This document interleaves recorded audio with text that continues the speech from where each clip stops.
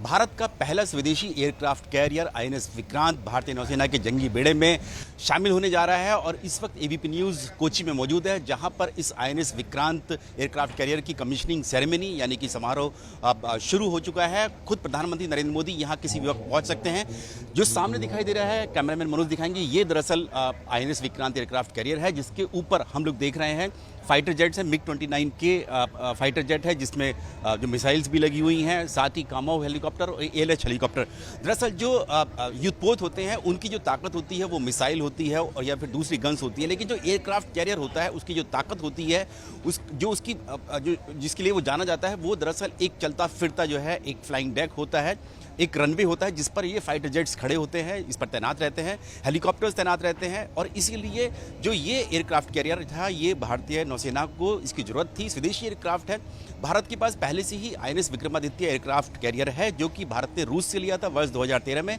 लेकिन ये जो एयरक्राफ्ट कैरियर है ये भारत ने खुद तैयार किया है। कोची में कोचीन शिपयार्ड ने इस एयरक्राफ्ट कैरियर को तैयार किया है। अब वर्ष 2009 में इसकी कील लेइंग सेरेमनी हुई थी, 2013 में इसकी लॉन्चिंग हुई समुद्र में और अब जाकर ये बनकर तैयार हुआ है। यानी कि करीब करीब 13 साल इस एयरक्राफ्ट कैरियर को बनने में लगे और अब इसके ऊपर जो अभी दिखाई दे रहा है कि एक फाइटर जेट हमें दिखाई दे रहा है, लेकिन इस पर ऐसे 30 जो फाइटर जेट और हेलीकॉप्टर तैनात होंगे, जिसमें 20 जो होंगे फाइटर जेट्स यानी कि लड़ाकू विमान और 10 जो होंगे हेलीकॉप्टर्स होंगे। MiG-29 के जो भारत ने रूस से लिए हुए फाइटर जेट्स हैं वो इस पर तैनात होंगे। इसके अलावा कामोव हेलीकॉप्टर हैं। भारतीय नौसेना को हाल ही में 3 जो थे रोमियो हेलीकॉप्टर मिले हैं, जो कि ASW और सर्च एंड रेस्क्यू ऑपरेशन के लिए यानी कि एंटी सबमरीन वॉरफेयर के लिए हैं।